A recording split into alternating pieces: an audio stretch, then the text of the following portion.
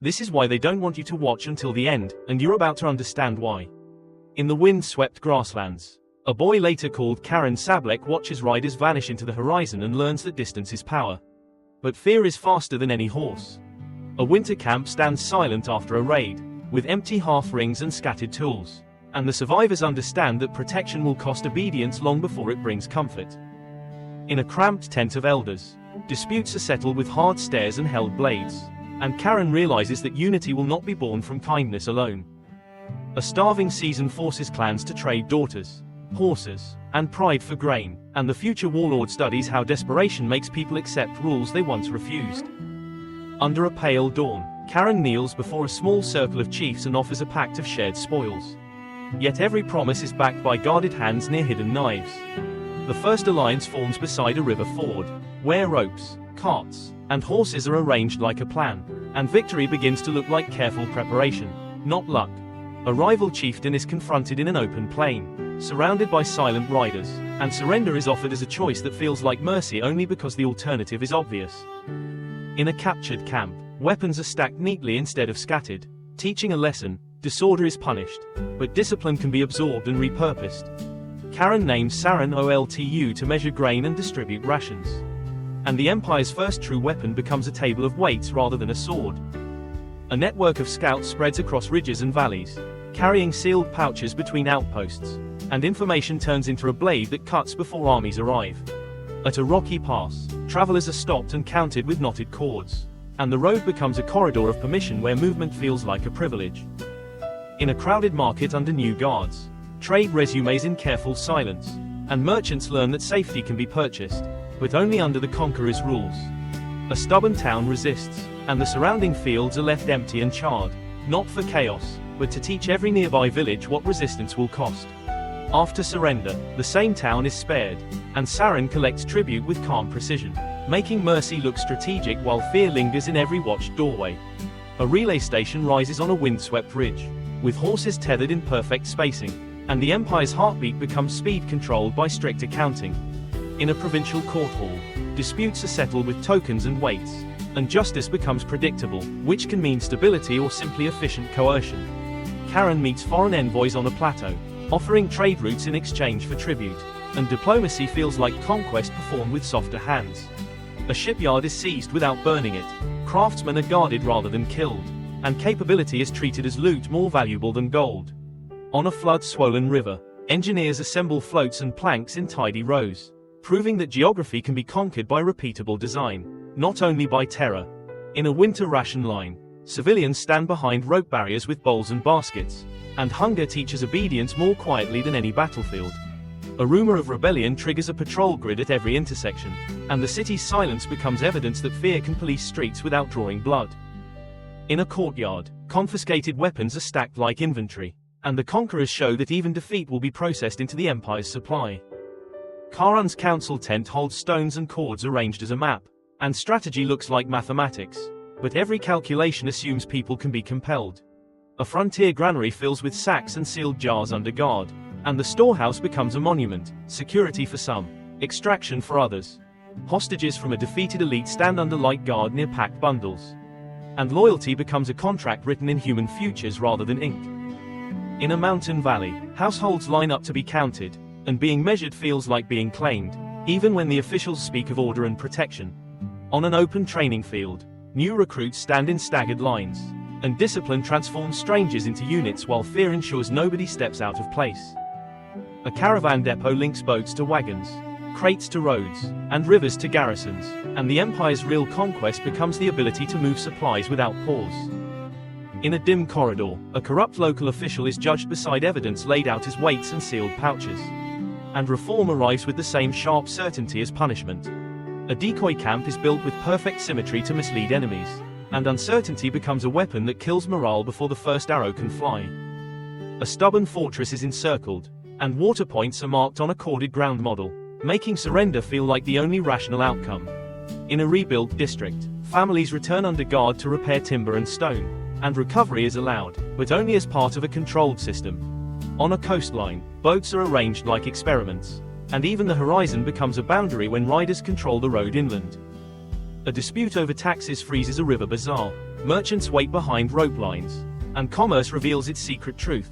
It thrives under predictability, even if predictability is fear.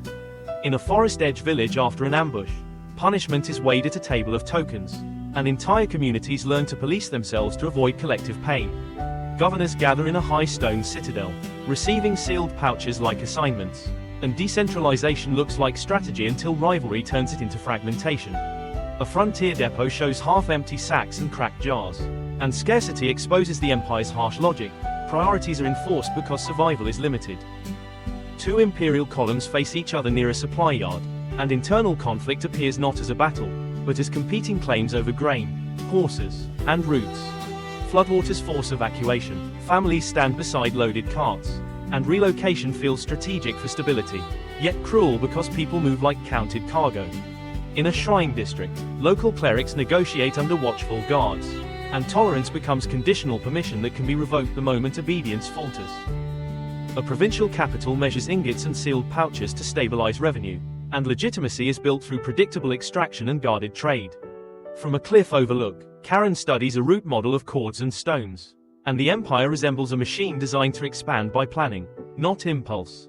Still, smoke plumes rise from distant horizons, reminding everyone that the machine runs on consequences, and consequences create the legend that travels ahead of armies.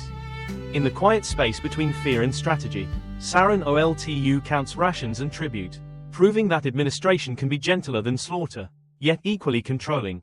The first act closes with the central question hanging over every road and storehouse: was this empire built by genius logistics, or by fear that made logistics possible?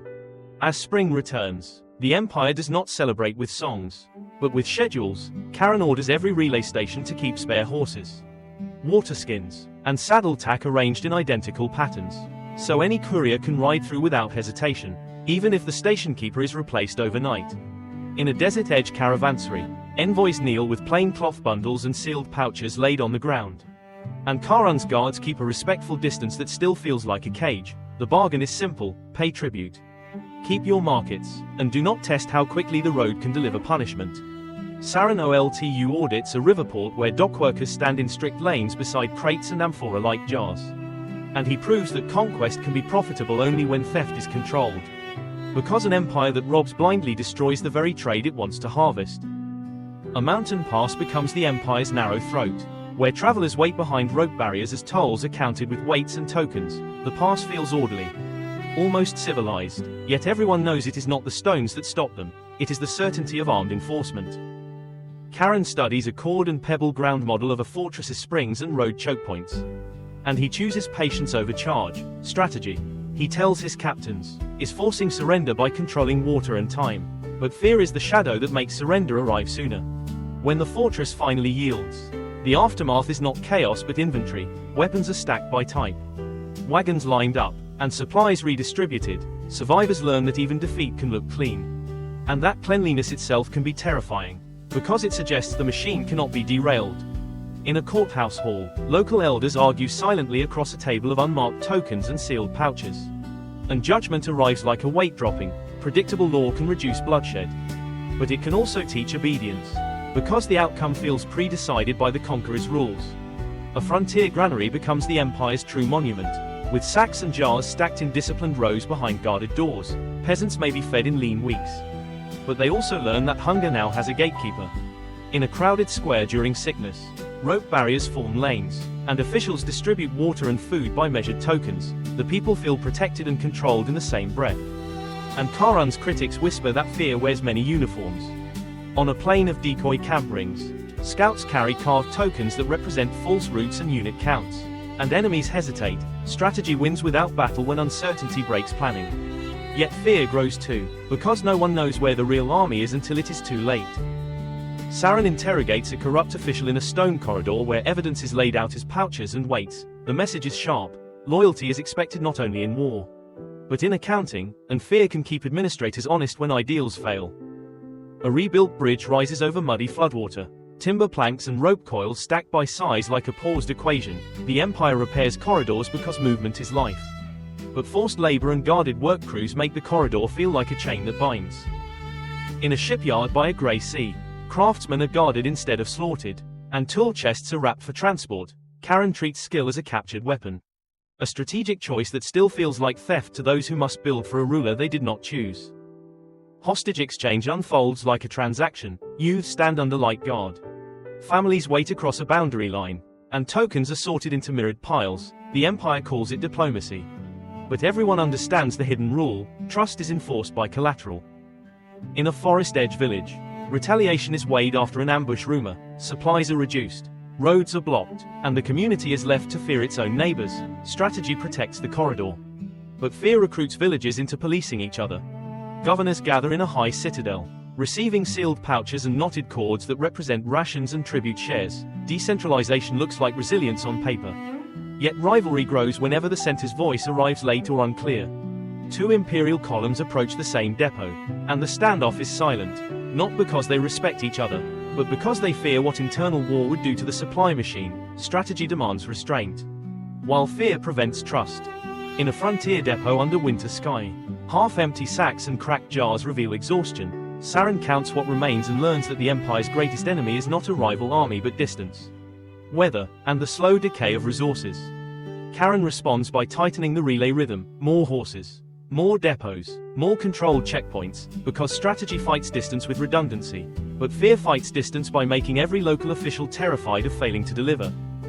In a residential district, patrols stand at every intersection, and doors stay closed. The streets are calm, yet the calm feels unnatural, as if the city is holding its breath, waiting to see whether the Empire's silence is mercy or menace. A marketplace reopens under strict oversight, vendors frozen behind grids of goods, and toll tables stacked with tokens. Trade survives because it is permitted, and permission becomes the Empire's most subtle weapon. A provincial armory produces standardized arrows and saddle gear. Inspected with weights and counted cords, the Empire grows strong through uniformity. Yet uniformity also signals control, because every tool is made to fit the same system. At a desert well, water jars and skins are stacked in measured piles, and access is regulated like currency. Strategy says water must be managed for caravans and garrisons, but fear says survival now depends on obedience. In a scholar's hall, unmarked scroll cases and instrument boxes are selected for transport. Karen does not burn knowledge, he redirects it, and the conquered learn that the Empire can steal not only land, but memory. A coastal inlet becomes a laboratory of landing craft. Rope coils and timber planks aligned like geometry. Even the sea is turned into a corridor with rules, proving that strategy can adapt, while fear follows and refuses to let anyone slip away. When disease returns, containment grids appear again, and citizens line up as if the city itself has become a ration station. People accept restrictions because panic is worse, and the Empire learns how emergencies make control feel justified. In a command tent after a failed operation, accountability is staged without shouting. Supplies, losses, and delayed messages are represented by token piles, and the commander stands under guard, learning that fear can discipline leaders as efficiently as it disciplines soldiers. Karen orders roads repaired and bridges reinforced, because strategy values arteries. Still, the sight of guarded labor crews makes locals wonder whether they are building security for themselves or building chains for their own future. In a courthouse, diverse customs are folded into a single procedure, marked by seals and weights rather than words. Unity reduces conflict, but it also erases autonomy, and fear fills the space where local tradition once lived. A delicate hostage release is completed under watchful riders. Families breathe again. But the lesson remains: peace is not trust. Peace is compliance that has not yet been punished. On a border plain, rival Confederation scouts appear like dark points on the horizon, and Karen arranges his riders in layered arcs. Strategy turns mobility into geometry, while fear turns reputation into a weapon that can win before battle starts. In the capital courtyard, officials display the Empire's system without banners, stacked grain, measured weights, and route models. The people see order, but also learn that order belongs to those who hold the keys to granaries and roads. News spreads that Karan's health is fading, and councils become tense. The Empire's true test emerges. Was unity built on shared rules strong enough to survive, or on fear of one man's consequences? Sealed pouches are divided into competing piles. Governors clutch their assignments, and camp rings become compartmentalized. Strategy tries to preserve structure, while fear begins to turn inward, aiming at rivals. In a distant province, officials hesitate to distribute tokens, uncertain whose authority will prevail. The system stalls, and people learn that fear can keep a machine running, but it can also freeze it when the center's certainty disappears. A secret cordon surrounds disturbed Earth on a lonely ridge, and no ceremony is shown. The Empire hides what might destabilize it, proving that fear is not only for enemies, it is also for those who might question legitimacy. In a village crossroads, a small patrol's presence keeps doors closed and voices low, rumored as the Empire's work. Because fear can travel without soldiers, and strategy only has to maintain the corridor. Training continues on open grassland. New recruits standing in staggered lines, Saren counts rations and pay. And the Empire tries to turn uncertainty into routine, because routine is how machines outlast leaders. In a law hall, elders from different cultures stand separated, watching a single procedure decide outcomes. Strategy calls it unification, but fear calls it inevitability, because nobody dares to challenge the table. A forest settlement suffers collective penalties after another ambush. The community learns to fear both the Empire and its own desperate rebels. And Karun's captains exploit that fear to keep roads quiet. The sabotaged relay station is rebuilt with fresh posts and neatly stacked supplies. Redundancy is strategy made visible. Yet punishment for sabotage remains implied, ensuring fear guards the system's weak points.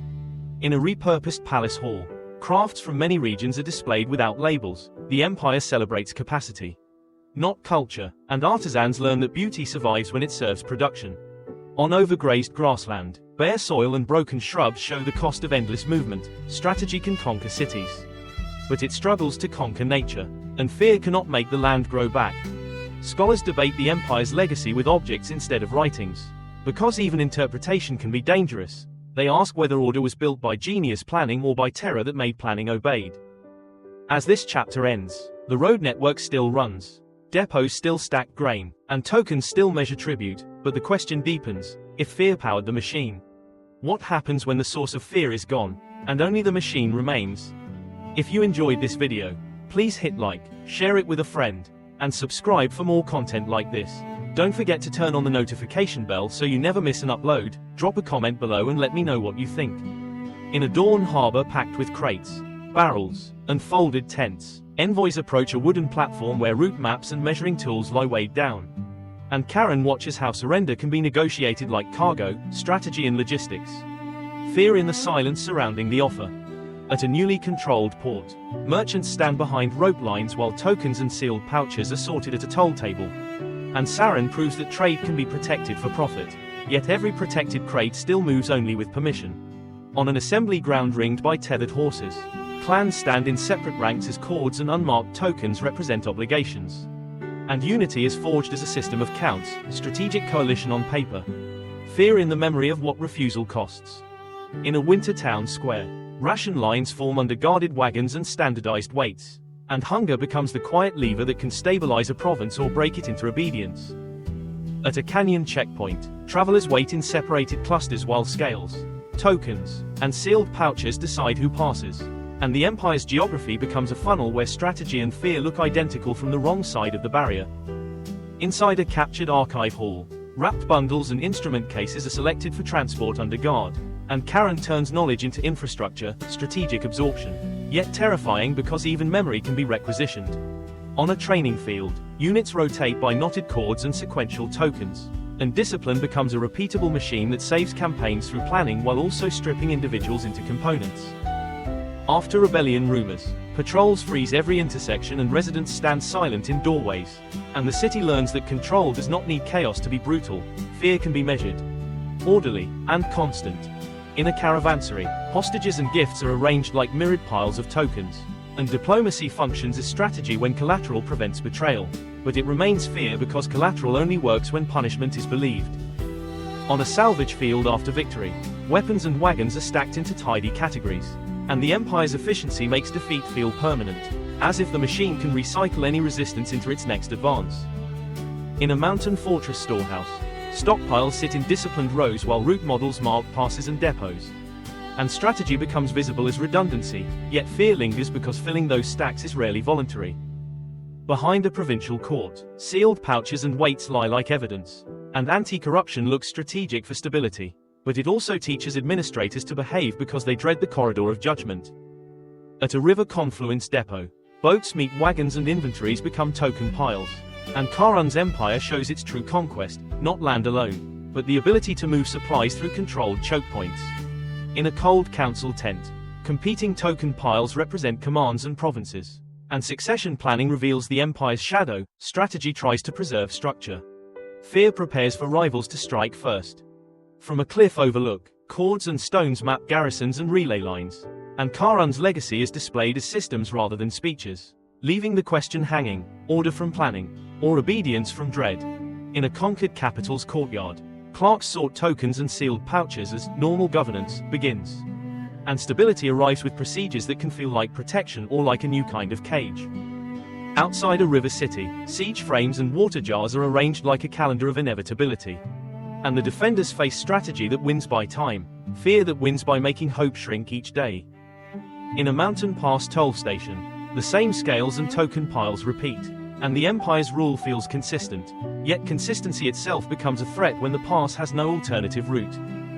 In a captured workshop district, artisans stand under guard beside aligned tools and quotas implied by token piles. And capability is preserved strategically while still being extracted by force.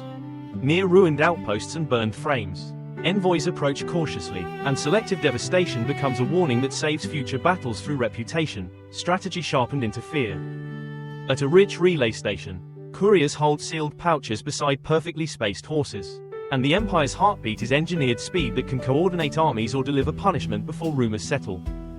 During a health crisis, rope lanes and ration tables appear again, and emergency governance shows how strategy can prevent collapse while fear quietly expands under the excuse of safety.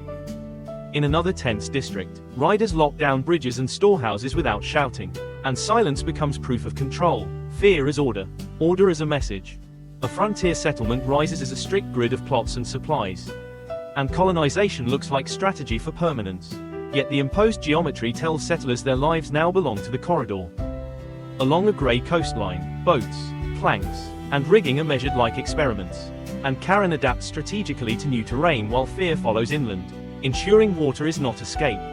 In a courthouse hall, rope coils, seals, and token piles imply uniform law, and predictability can reduce bloodshed, but it also turns justice into a lesson in inevitability. In a river basin market, taxes are weighed under guard and wagons wait by granaries, and the empire's prosperity is built through stable revenue, yet the stability is enforced by the certainty of consequences. Back in the council tent, succession anxiety returns as competing token piles, and the empire's greatest vulnerability emerges when fear holds the center. Fear can fracture the center. In a provincial capital, officials hesitate with undistributed tokens as rival captains watch. And the machine stalls when authority is unclear, proving that fear can sustain order, until it cannot. From another cliff, the route model looks like an empire made of lines and depots. And Karun's system appears durable, though the horizon smoke suggests stress beneath the symmetry. In a forest border province, counterinsurgency grids lock streets and doorways fall silent, and strategy justifies security while fear makes every neighbor a potential liability. On a windy plateau, envoys offer tribute like a calculated surrender, and diplomacy becomes conquest in slow motion, strategy in terms. Fear in the shadow behind the offer. In a river city shipyard, craftsmen work under guard as boats and floats are standardized, and Karun's empire proves it can capture not only territory, but the future tools of expansion. At a rich relay hub, travelers wait behind boundaries while couriers stand ready, and distance collapses into a controlled corridor where speed belongs to power, not to the public. In a granary district, ration lanes and token piles decide survival, and hunger becomes the quiet instrument that can stabilize a province or convert it into dependence. In a stone court, old officials are replaced beside evidence laid out as pouches and weights. And reform arrives as strategy for clean revenue, powered by fear of investigation. Across a plain of false footprints and decoy camp rings, enemies are misled into hesitation. And strategy weaponizes uncertainty while fear grows because nothing can be trusted. In a reopened bazaar, goods form tidy grids under patrol riders, and commerce lives again, yet only through permission, making normal life feel supervised. At a foggy riverside depot, crates shift between boats and wagons beneath watchtowers and checkpoints, and the empire's conquest becomes a supply throat that decides who eats and who waits. In a remote exile camp, boundaries are marked by rope lines and guarded posts. And punishment becomes quiet disappearance, strategic removal of threats, fear made permanent by isolation. Inside a command tent, rival captains stand over divided token piles, and the empire's unity is tested where strategy demands coordination but fear refuses trust. In a provincial capital, merchants wait while guards and officials hesitate. And fragmentation appears as the most dangerous kind of stillness, the system stopping without a battle. At a desert oasis, local elders negotiate tolerance under supervision, and accommodation becomes strategy to reduce resistance. Yet fear remains because permission can be withdrawn instantly. Under a pale sunrise, a massive rider formation stands silent on the horizon, and surrender arrives without arrows because reputation, fear, moves faster than any army. From the cliff again, Karan's empire is reduced to roots, depots, weights, and token piles. And the final thought of this chapter lands hard: the machine looks like strategy, but the energy that kept it running may have always been fear. When spring floods turn the main crossing into mud and broken wheels, Karan does not chase glory, he builds a solution. Planks, ropes, and floats are laid out like a silent equation. Engineers counted and assigned as if the river were only another opponent to be outplanned. Yet civilians and merchants are held behind guarded boundaries, watching the empire decide who crosses first. Strategy says this is triage, the minimum order needed to keep the corridor alive. Fear says the corridor belongs to whoever holds the bridge. In a provincial armory, the empire's violence becomes standardized and repeatable. Bow staves, arrow bundles, and saddle gear are inspected with calibrated weights and counted with knotted cords, turning war into production rather than passion. Karan's officers speak of efficiency, the fewer surprises in battle, but the smiths work under watch, and everyone understands the second message. Uniformity is not only for victory, it is for control. At a desert well complex, water is no longer a gift of nature but a regulated currency. Jars and skins are stacked in measured piles, permits implied by tokens and permissions enforced by guards who do not need to shout. Caravans learn to wait, to bargain, to accept that thirst can be scheduled. Strategy calls it survival management for armies and trade. Fear calls it ownership of life itself. Because the empire's rule begins at the well. Along a grey coastal inlet, the sea is treated as a problem to be solved, not a mystery to be respected. Boats, planks, and waterproof skins are aligned like prototypes, while inland riders control the road so the shoreline never becomes an escape. Merchants watch toll tables and token piles decide who can touch the water. Strategy is adaptation, turning new terrain into new corridors. Fear is the lesson that even the horizon can be fenced, not with walls, but with permission. In a candlelit court hall, local custom argues with imperial procedure without raising its voice. Elders and officials face the same table of seals, ropes, weights, and tokens, as if law can be reduced to objects that never lie. Confiscated weapons sit neatly stacked near the entrance, reminding everyone what backs the verdict. Strategy says a unified procedure prevents endless feuds. Fear says the table is not neutral. It is the empire's hand made visible. On open grassland, recruitment is not celebrated, it is processed. New riders stand in staggered lines, spacing measured, rations implied by token sequences, pay suggested by sealed pouches. Karan watches like an architect, turning strangers into units that will move on command. Strategy says discipline creates survival through coordination. Fear says discipline also creates obedience, because the only safe place is inside the formation. In a River City warehouse district, merchants freeze in quiet resistance, not by rioting but by refusing to flow. Toll tables hold scales and token piles that represent rates, while guards close gates and control docks, turning the marketplace into a controlled throat. Saren reads the tension clearly. Commerce wants predictability, not mercy. Strategy says revenue must remain stable to feed garrisons and keep roads safe. Fear says stability is extracted, because the goods move only when the empire allows them to move. At the forest edge after an ambush rumor, punishment becomes collective policy. Recovered weapons and broken cart parts are arranged like evidence, while villagers stand separated, already anticipating which rations will be cut. The road is guarded, the bridge watched, the granary door controlled. Strategy says this deters attacks and protects the corridor. Fear says it also turns neighbors into informants, because communities will police themselves if the empire punishes them together. In a high citadel, distant governors are assigned territories like compartments in a machine. Token piles and sealed pouches represent resources and obligations, and the route model shows how each region feeds the next through depots and relay lines. Strategy says decentralization makes the empire resilient across distance. Fear says decentralization also multiplies rival centers of power, because each governor knows failure brings punishment, and success invites envy. At a frontier depot, scarcity strips away the empire's mythology. Half-empty sacks and cracked jars sit in sparse stacks, and priority lines form: soldiers first, civilians later. If anything remains, Saran counts shares with knotted cords while couriers arrive with new demands that ignore local hunger. Strategy says discipline under scarcity prevents collapse. Fear says hunger is leverage. And leverage is easier than persuasion when the land cannot provide. Two imperial columns approach the same depot and stop, facing each other in tense stillness. Nobody draws a blade because the real weapon is behind them, the grain stacks. The spare horses, the sealed jars that keep the corridor alive.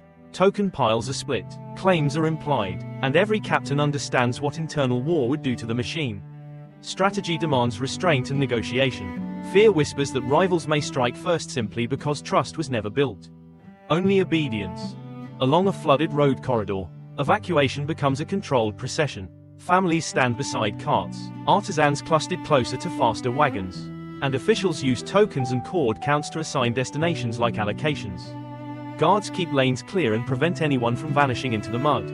Strategy says relocation preserves lives and skills, stabilizing the corridor. Fear says relocation also teaches that routes are temporary, because the empire can move people the way it moves supplies. In a quiet hillside shrine district, tolerance is negotiated under supervision. Clerics stand with unmarked vessels and plain cloth bundles while officials place weights and tokens in careful symmetry. As if permission can be measured, guards keep respectful distance, yet their presence makes the air feel conditional. Strategy says accommodation lowers resistance and keeps routes stable. Fear says accommodation is never a right, only a privilege that can be revoked when obedience falters. In a provincial capital, legitimacy is built through revenue and routine. Ingots, sealed pouches, and standardized weights sit on tables, while merchants wait behind rope barriers, watching whether new rulers will protect trade or squeeze it. Saran tracks tribute flows, knowing that money is also speed. And speed is control. Strategy says predictable taxation buys stability. Fear says compliance comes from the belief that refusal will be punished faster than negotiation can begin. From a high cliff overlooked, the empire looks like lines and nodes rather than banners and speeches. Cords and stones map roads, depots, and garrisons, and token piles imply tribute and rations that keep the machine breathing. Yet smoke plumes rise unevenly, hinting at stress beneath the symmetry. Strategy built a system that can endure storms and distance. Fear may have powered it, and now that power is turning inward, testing whether the machine can survive its own weight. In a dusty provincial capital where orders arrive late, the bureaucracy strains like a rope pulled too tight. Token piles sit uneven, couriers hold sealed pouches competing for priority, and merchants wait behind barriers for a decision that no longer feels certain. Guards keep their spacing, but vigilance now points inward as much as outward.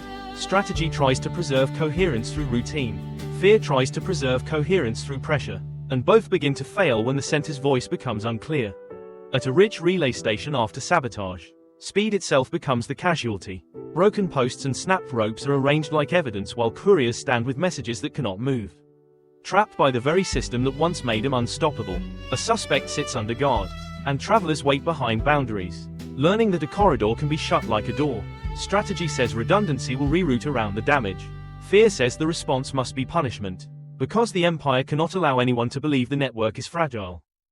On a step assembly ground, authority is reasserted through a ritual of redistribution. Confiscated weapons are stacked neatly, obligations represented by tokens are rebalanced, and clans stand separated as if the air itself has been measured.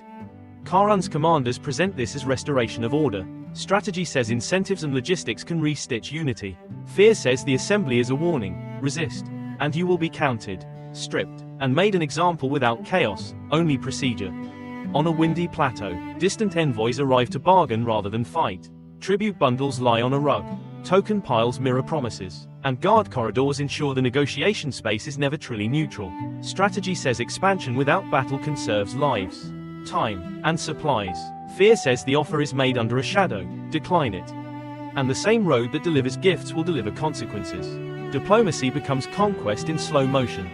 In a winter-locked frontier depot, endurance becomes the only victory.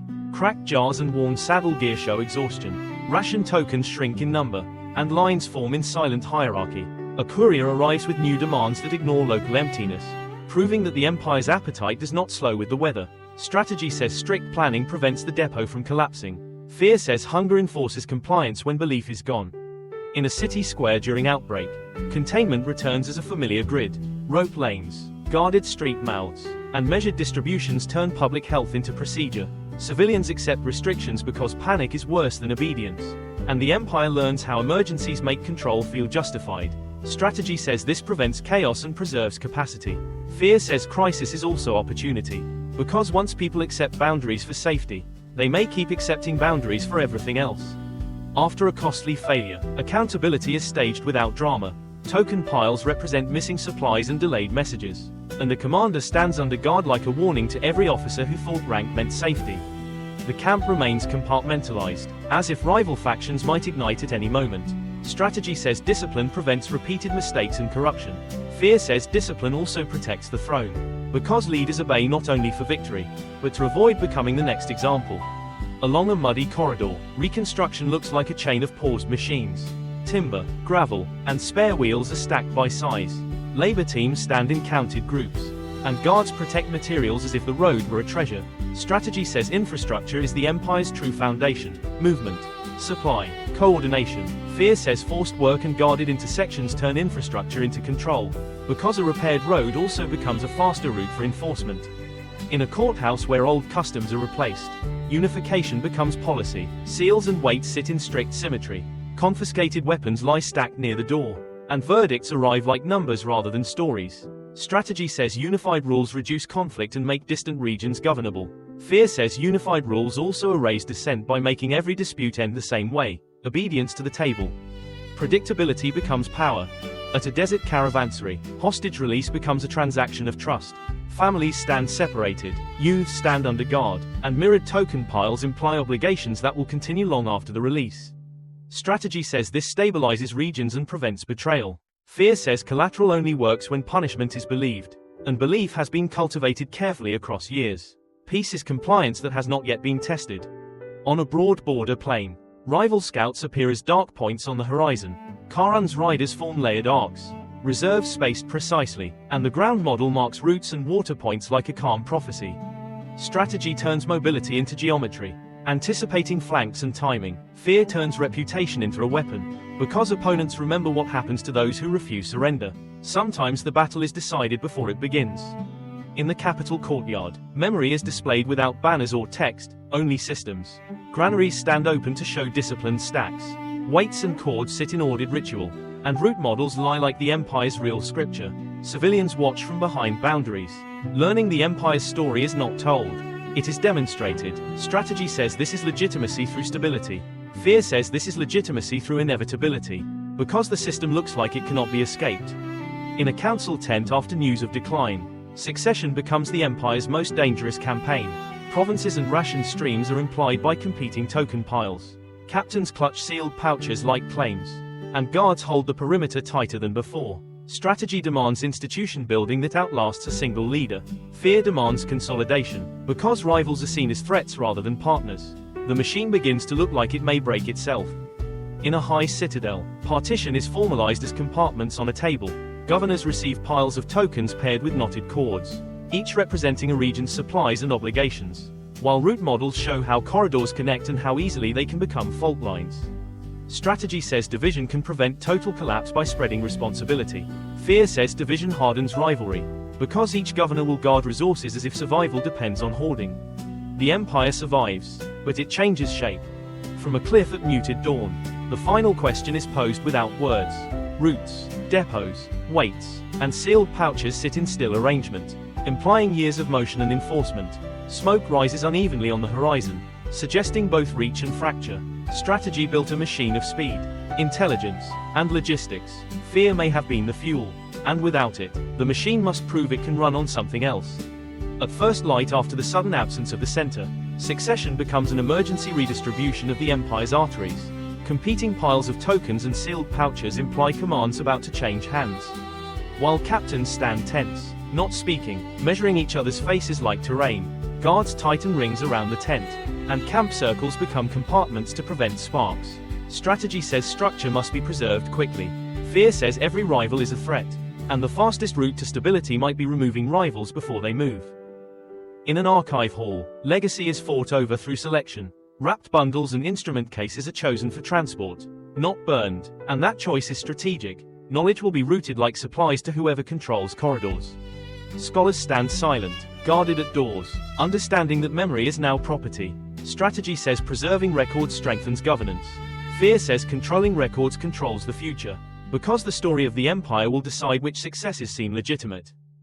At a mountain pass toll station, the old procedure remains, but the piles are uneven. Merchants recognize the same scales and tokens, yet they feel sharper pressure, as if stability has become more expensive.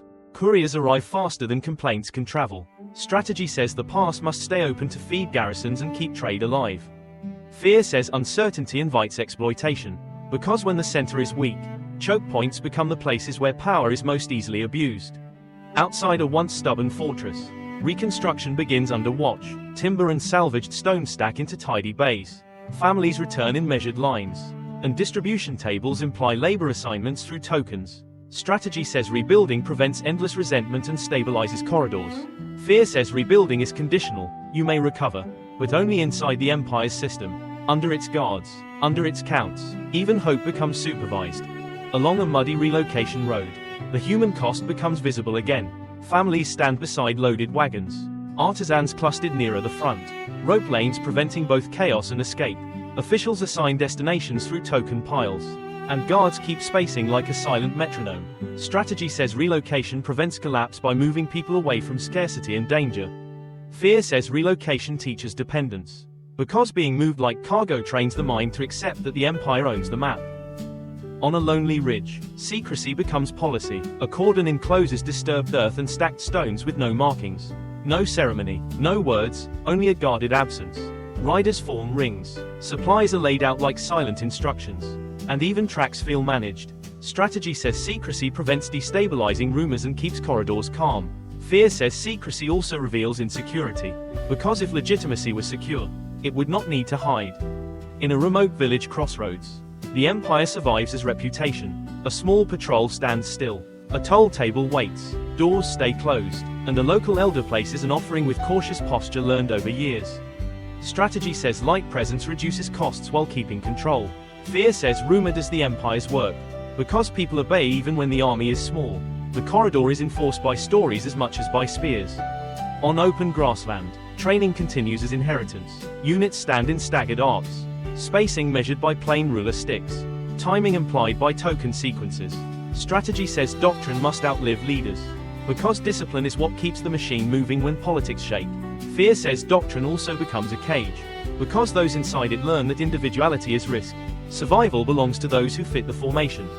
In a provincial hall, lawmaking is performed as procedure, not persuasion. Seals, ropes, weights, and unmarked tokens define outcomes, while elders stand separated and guards line walls with calm certainty. Strategy says unified law prevents endless local conflict and makes rule predictable. Fear says predictable rule can still be tyranny when people have no voice in the procedure. The table becomes the empire's silent language. After another ambush, a forest settlement faces collective penalties again. Evidence lies in neat piles. Ration permissions shrink, roads are blocked, and the community stands divided as if already guilty. Strategy says deterrence protects corridors that feed depots and armies. Fear says collective punishment weaponizes social trust, because neighbors will turn on each other to avoid shared suffering. The empire does not need to watch every home if the village watches itself. The sabotaged relay station is rebuilt, and the corridor breathes again. Fresh posts stand upright. Feed sacks stack in disciplined rows. Couriers hold sealed pouches ready to ride. Strategy says redundancy and repair keep the network alive. Fear says repair is also a warning. The system returns quickly, and so will consequences for anyone who breaks it. Speed is restored, and with it, the empire's reach. In a repurposed palace hall, crafts from many regions are displayed without slogans. Tools, patterns, and instrument cases are arranged like capacity, not culture, and artisans stand under watch as if talent is another resource stream. Strategy says absorbing skill strengthens the state and reduces waste. Fear says the hall is a cage with polished floors, because beauty survives only when it serves production. Even art is counted. On overgrazed grassland, the land itself shows the cost of endless movement. Bare soil spreads, shrubs break, ruts cut lines toward depots, and water access is regulated by tokens. Strategy can conquer cities, but it struggles to conquer nature. Fear cannot make the land recover, yet it can still force herders to obey. The empire's machine eats what it depends on, and no conquest solves that contradiction. In a scholar's chamber, debate becomes dangerous. Evidence is arranged as objects, maps, instruments, unmarked cases, because written arguments can be confiscated or punished. Guards near the doorway remind everyone that interpretation is political. Strategy says history must be organized to preserve continuity. Fear says history must be controlled to preserve legitimacy. Because the story of the empire will decide whether it was genius logistics or terror in disciplined clothing. At dusk on an empty steppe horizon, the empire's verdict appears as absence and infrastructure. Roots are implied by cords and stones. Tribute by sealed pouches. Survival by token piles. No banners. No names. Only the machine that remains after people vanish. Smoke rises unevenly in far directions, suggesting both endurance and fracture. Karen and Saren stand at the edge of the model, silent, not celebrating, not mourning, only watching what they built. And the question returns one last time, unresolved: was the empire built by strategy, or by fear that made strategy obeyed? If you enjoyed this video, please hit like, share it with a friend, and subscribe for more content like this. Don't forget to turn on the notification bell so you never miss an upload. Drop a comment below and let me know what you think.